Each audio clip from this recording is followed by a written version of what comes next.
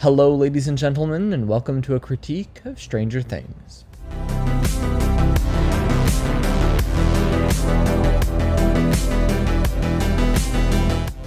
Warning! If you really have a problem with horror, then don't watch this video. But for the rest of you, my courageous friends, we have a show to get into. A show about a character in a show. Yep. I want to talk about Billy and why he's a poorly written character. And to do that, I'm going to need to talk about Evil Scientist Man, also known as Papa.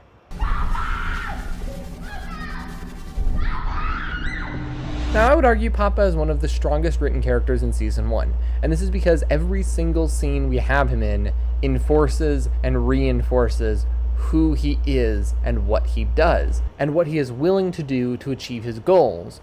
He's a villain because he's evil, and he's evil because we literally see him doing things that just most humans are just like, ick, that guy's awful. But he's doing them for what he thinks are good reasons. Or maybe he's just power hungry. Either way, there isn't really an attempt to redeem him, because he doesn't need to be redeemed. We already understand him.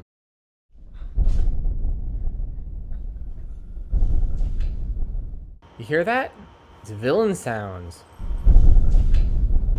It's really interesting how much this character can communicate without words, because he really doesn't speak that much, but you can tell everything about him just by his posture, the way his jaw is set, like his expression is just so good. I mean, just look at that winning smile. He has a consistent portrayal, and we know what we are supposed to think about him. She's got the right idea. It's like you could watch any of his scenes and you would know what this character is. Okay? He's that consistent.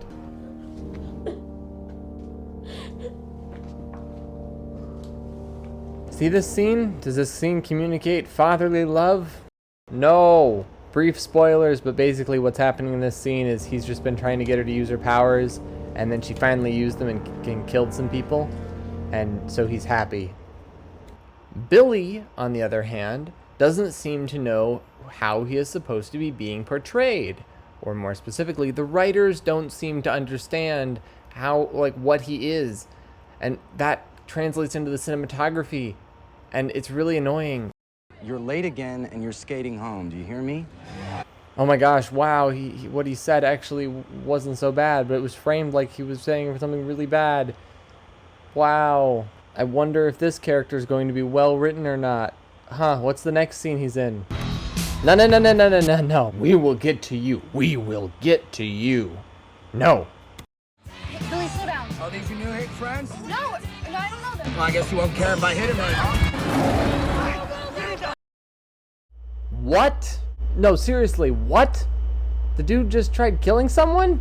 From an audience perspective, the dude just tried killing the main characters. And his sister tried to stop him, which, yay, she's a good person and she actually cares about them. Aw, great. In world, this doesn't actually make sense for him to do, though, because he could kill someone, and that would be murder. And even if he's a bad person, murder is still murder, and the law is going to come after him, especially since he's not going to just murder 3 kids. Now, here's the thing. You could say, oh, he was gonna drive. He wasn't actually trying to kill them. He was just trying to scare his sister. Yeah, but look at this. Did you miss it? So you're saying he was trying to scare his sister into saving them from him. So he was still planning on killing them, which is dumb. Why would he plan on killing them? Who would even have that? Why would you even try that? What is this man? This man's a psycho.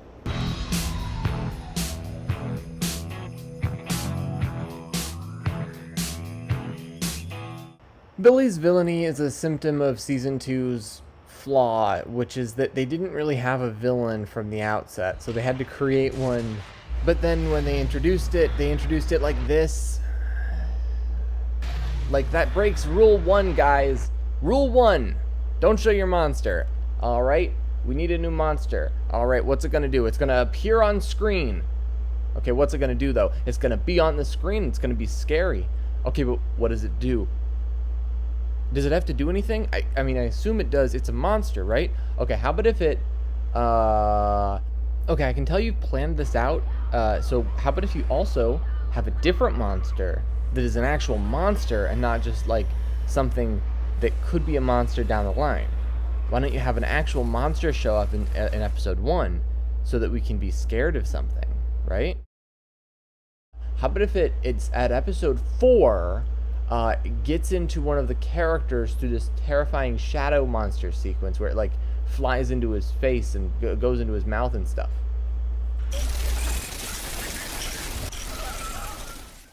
I mean, that sounds cool, but why don't we have that happen earlier on than episode 4 so we can get the ball rolling before episode 4? Because you know, episode 4, these are like what, 40-minute episodes? That's like 2 hours into the show, man. That's like a full movie into the show. What are you planning on doing with that time? Hold my beer. No, no!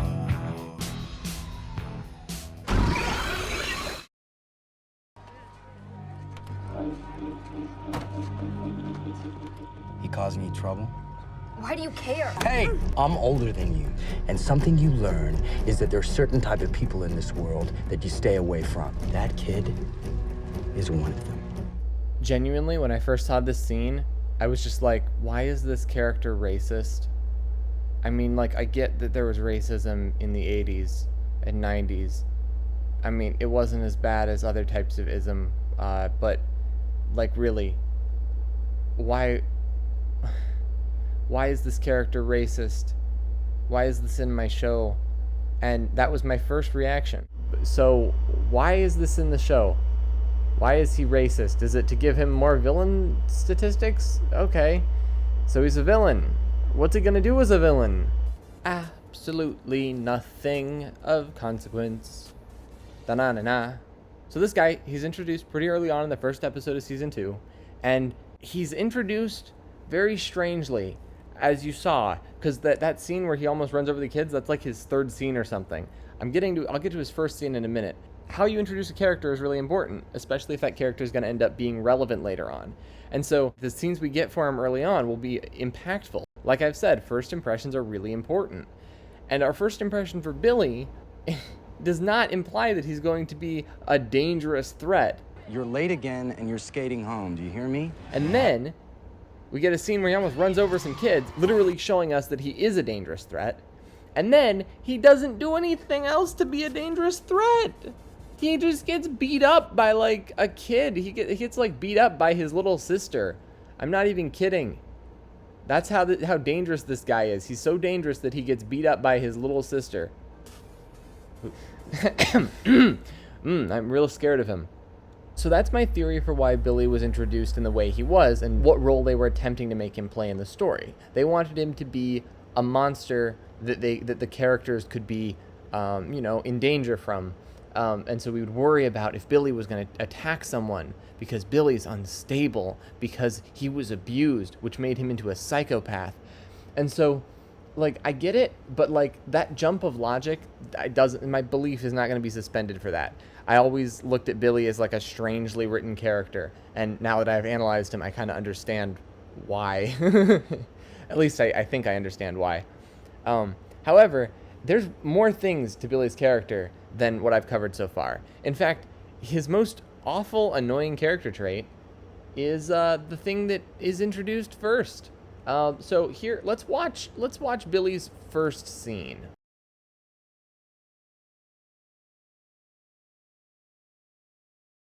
Okay, so I couldn't actually find footage of this on YouTube, and that's the only place I'm looking for video clips, so I'm gonna improvise.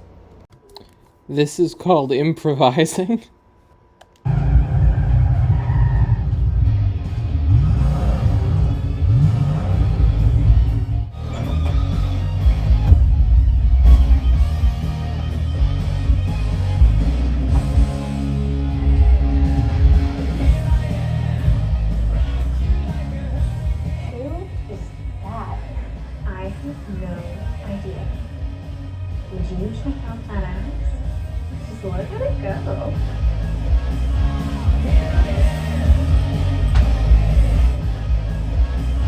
I think about this scene the same thing that I think about most of the scenes with Billy in them. why is this in my Stranger Things show? Like, I get it, but why? And, like, what purpose does it serve other than to introduce strange new elements? Heck, the thing that made Stranger Things such a great success in the first place was that it took all these common familiar tropes and mashed them together and made this beautiful masterpiece that it was really awesome. And it is going to be very hard to convince me that a racist psychopath needs to be part of this series, or anything near this series. Doesn't even need to be in, like, extended material. We don't need this in this universe. Why is this in this universe? And then another problem that I just realized I have with it, but I, like, generally have this with everything, and, like, I think most people have a problem with this, and that's it's objectifying, where it's placing a very large amount of value on the fact that this character is attractive. And it's kind of hilarious when Hollywood movies do this, because everyone's attractive in those movies. And if they're not, then they have that attraction force, that charisma. Because otherwise, why would they be in Hollywood if they're not attractive or charismatic? And I know, we got Steve the Hair Harrington with awesome hair. We do not need Billy the Butt, whatever his last name is, who has a butt. We just, please don't do this. And actually, speaking of butts, even though he's got all these bad qualities, they actually tried to make him redeemed. They tried to give him a redemption arc. That was a mistake.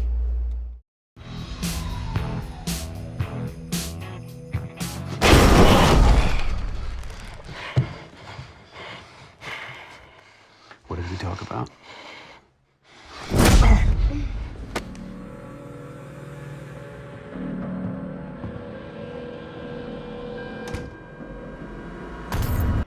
And here's the thing. You can say, oh, but he came from an abusive family childhood and he was... bad stuff happened to him. And I get that, okay? But he still doesn't... like, he would still act human if he were a well-written character. And he would still act well-written, and he could be someone's favorite character. Like, Dr. Brenner is written well enough that I can understand reasons for him to be in the top characters list. This guy, this poor Billy, is not written very well. And he's acted great, but the actor doesn't even necessarily know what he's supposed to be doing. Is he supposed to be being evil all the time? Great, frame him as a villain. Stop trying to redeem him. But no. You see, here's the thing. Billy has a character arc that they're trying to push, which is him being redeemed. But he is also supposed to be a villain and a bully. And his villain and bulliness comes from him being abused as a child. So he has to be redeemed from being abused as a child. You see what is happening here. He is evil, but not because of a choice he made, but he will choose to be not evil because of choices he made, which will reverse his decision that he didn't make to be evil. It's either his fault that he's evil, or it's not his fault that he's evil. Please decide, show. And the show can't. And then the show decides that it does want to go all in on him being a villain.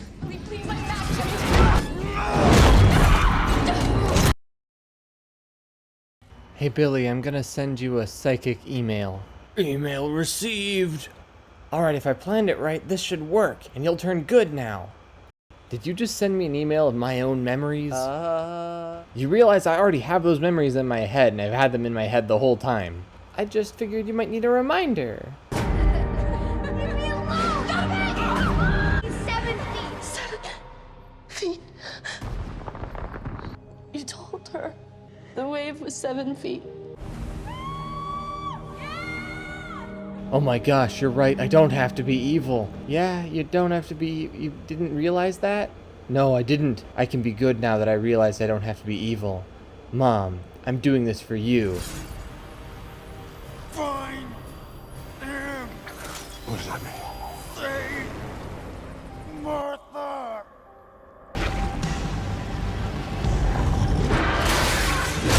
Why did I do this?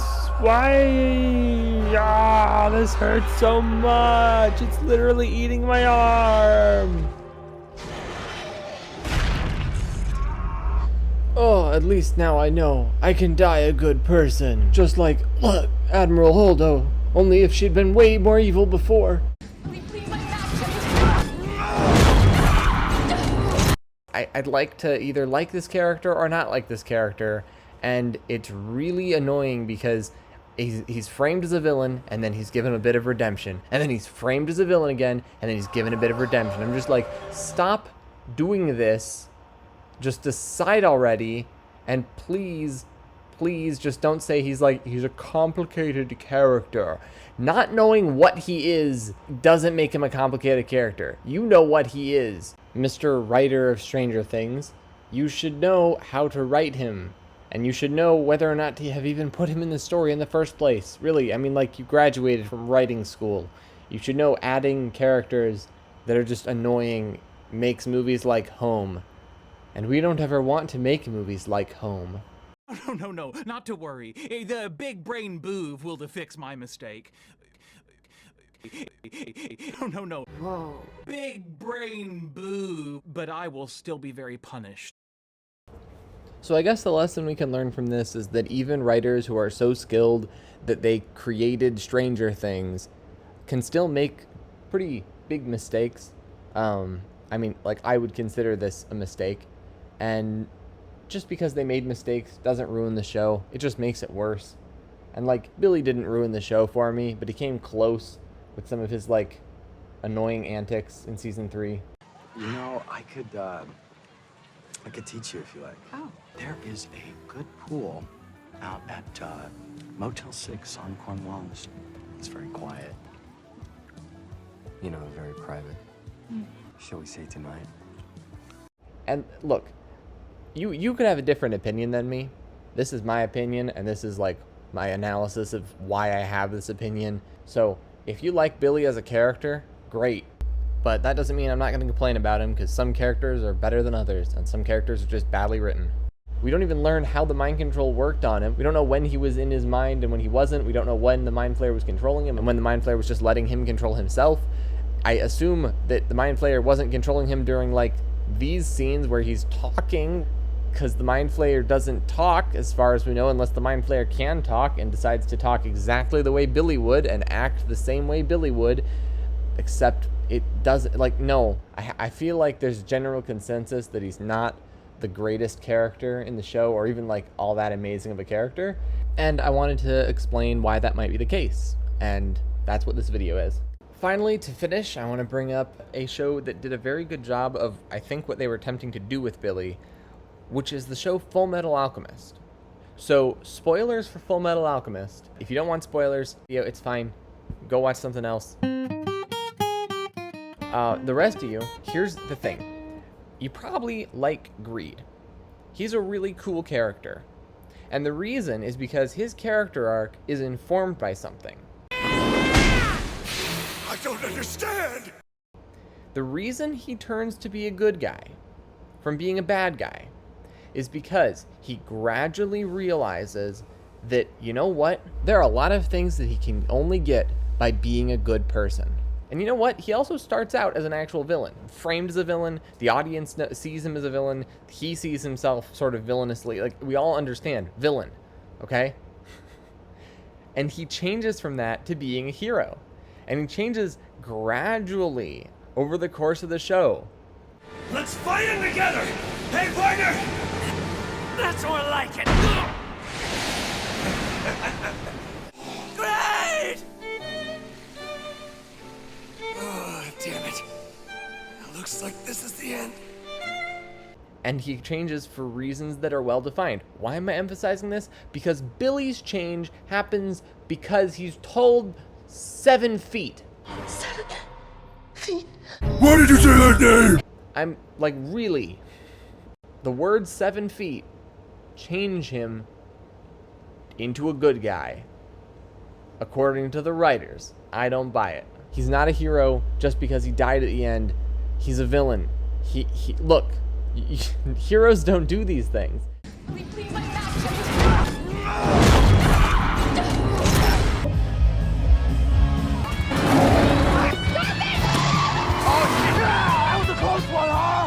There is a good pool out at Motel 6 on Cornwallis. There are certain type of people in this world that you stay away from. That kid is one of them.